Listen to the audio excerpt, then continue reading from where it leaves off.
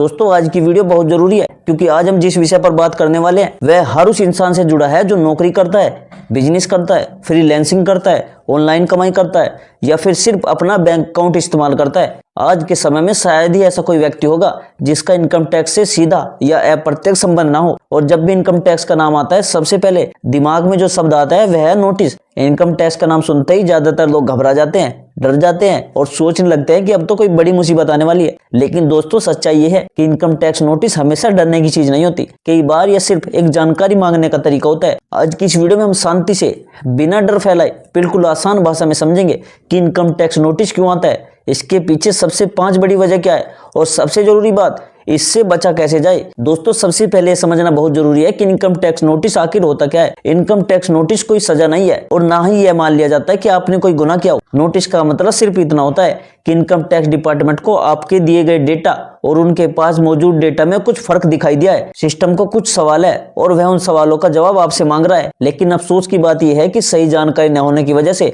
लोग नोटिस को बहुत बड़ा खतरा समझ लेते हैं। इसी डर की वजह से कई लोग या तो नोटिस को इग्नोर कर देते हैं या फिर गलत सलाह लेकर बड़ी परेशानी में फंस जाते हैं। इसलिए आज की वीडियो एंड तक देखना बहुत जरूरी है। दोस्तों अब हम सीधे उन कारणों पर आते हैं जिनकी वजह से इनकम टैक्स नोटिस सबसे ज्यादा भेजे जाते हैं। सबसे पहली और सबसे आम वजह होती है ITR फाइल ना करना या देर से फाइल करना। बहुत सारे लोग ये सोचते हैं कि अगर उनकी इनकम कम है या उन पर टैक्स नहीं बनता तो ITR फाइल करने की कोई जरूरत नहीं है। कुछ लोग यह भी सोचते हैं कि अगर उन्होंने पूरे साल नौकरी नहीं की या कुछ ही महीनों काम किया तो ITR फाइल करना जरूरी नहीं है। लेकिन दोस्तों आज के समय में ऐसा बिल्कुल भी नहीं है। अगर आपकी इनकम बेसिक एग्जेम्पशन लिमिट से ऊपर है या आपके बैंक अकाउंट में अच्छे खासे ट्रांजेक्शन हो रहे हैं या आपने कहीं इन्वेस्टमेंट किया हो, ITR फाइल करना बहुत जरूरी हो जाता है। अगर आपने ITR फाइल नहीं किया या लास्ट डेट के बाद किया तो सिस्टम ऑटोमेटिकली आपको नोटिस भेज सकता है। अब दोस्तों दूसरी बड़ी वजह है बैंक अकाउंट में ज्यादा कैश ट्रांजैक्शन। आज के डिजिटल जमाने में हर बैंक अकाउंट को पूरी तरह से सिस्टम के अंडर है। अगर आपके बैंक अकाउंट में अचानक ज्यादा कैश डिपॉजिट होता है या बार बार बड़ी रकम जमा होती है, निकासी होती है, तो इसकी जानकारी सीधे इनकम टैक्स डिपार्टमेंट तक जाती है। अगर आपने 10 लाख या उससे ज्यादा कैश डिपॉजिट जमा किया या बिना किसी साफ सोर्स के पैसा आया है और आपने ITR में उसका सही जिक्र नहीं किया तो इनकम टैक्स नोटिस आना तय माना जाता है। बहुत से लोग ये सोचते हैं कि कैश ट्रांजेक्शन पर कोई नजर नहीं रखता, लेकिन सच्चाई ये है कि आज कैश ट्रांजेक्शन सबसे ज्यादा सस्पिशियस माने जाते हैं। दोस्तों तीसरी बड़ी वजह है इनकम टैक्स को छुपाना या गलत तरीके से दिखाना। बहुत सारे लोग जानबूझकर या अनजाने में अपनी पूरी इनकम डिक्लेयर नहीं करते। कोई सैलरी दिखा देता है लेकिन बैंक इंटरेस्ट नहीं दिखाता, कोई फ्रीलांसिंग या यूट्यूब की इनकम को इग्नोर कर देता है, कोई FD या म्यूचुअल फंड के रिटर्न को छोटा समझकर छोड़ देता है। लेकिन दोस्तों आज इनकम टैक्स डिपार्टमेंट के पास ऑलमोस्ट हर इनकम सोर्स का डेटा मौजूद है। Bank interest, share trading, mutual fund, insurance, foreign income, digital earning, सब कुछ सिस्टम में लिंक है। अगर आपकी एक्चुअल इनकम और ITR में दिखाई गई इनकम मैच नहीं होती तो नोटिस आना बहुत कॉमन है। अब दोस्तों चौथी बड़ी वजह है हाई वैल्यू ट्रांजेक्शन।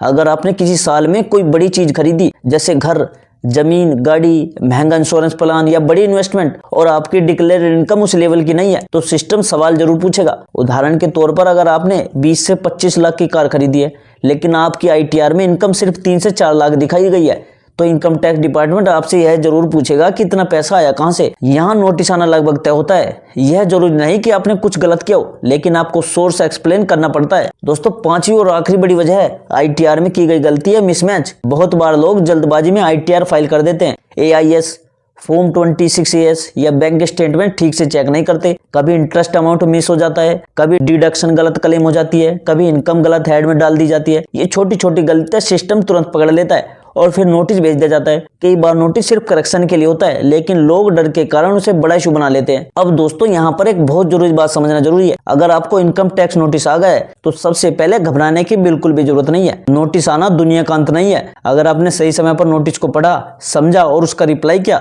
तो ज्यादातर मामलों में इशू वहीं खत्म हो जाता है। सबसे बड़ी गलती लोग यह करते हैं कि नोटिस को इग्नोर कर देते हैं। इग्नोरिंग नोटिस सबसे खतरनाक काम होता है क्योंकि इससे पेनल्टी, इंटरेस्ट और लीगल प्रॉब्लम तक आ सकती है। दोस्तों अब मैं आपको कुछ प्रैक्टिकल बातें बताना चाहता हूँ जिनसे आप फ्यूचर में इनकम टैक्स नोटिस से बच सकते हो। देखो सबसे पहली बात है हर साल समय पर ITR फाइल करो, चाहे आपकी इनकम कम हो या ज्यादा। दूसरी बात, कैश ट्रांजैक्शन जितना हो सके कम रखो और हर ट्रांजैक्शन का सोर्स क्लियर रखो। तीसरी बात, ITR फाइल करने से पहले AIS, फॉर्म 26AS और बैंक स्टेटमेंट जरूर चेक करो। चौथी बात, कभी भी इनकम हाइड करने की कोशिश ना करो क्योंकि शॉर्ट टर्म बचत लॉन्ग टर्म परेशानी बन जाती है। और पांचवी सबसे जरूरी बात, डर की जगह डिसिप्लिन अपनाइए। दोस्तों, मैं इस चैनल पर आपको डराने के लिए नहीं बल्कि सही जानकारी देने के लिए वीडियो बनाता हूँ। मेरा मकसद यही है कि आप फाइनेंशियली अवेयर बने, इन्फॉर्म रहे और किसी भी सरकारी नोटिस से बिना घबराए सही तरीके से हैंडल कर सके। अगर आपको यह वीडियो थोड़ी सी भी हेल्पफुल लगी हो, अगर इससे आपका डर कम हुआ हो या आपकी कंफ्यूजन क्लियर हुई हो, तो वीडियो को लाइक जरूर कीजिए और अपने परिवार और दोस्तों के साथ भी शेयर कीजिए और चैनल को सब्सक्राइब कीजिए, क्योंकि सही जानकारी दोस्तों सबसे बड़ा बचाव होती है। तो दोस्तों, इस उम्मीद के साथ कि आप समझदार फैसला लेंगे, सही समय पर सही कदम उठाएंगे और कभी भी इनकम टैक्स नोटिस से डरेंगे नहीं।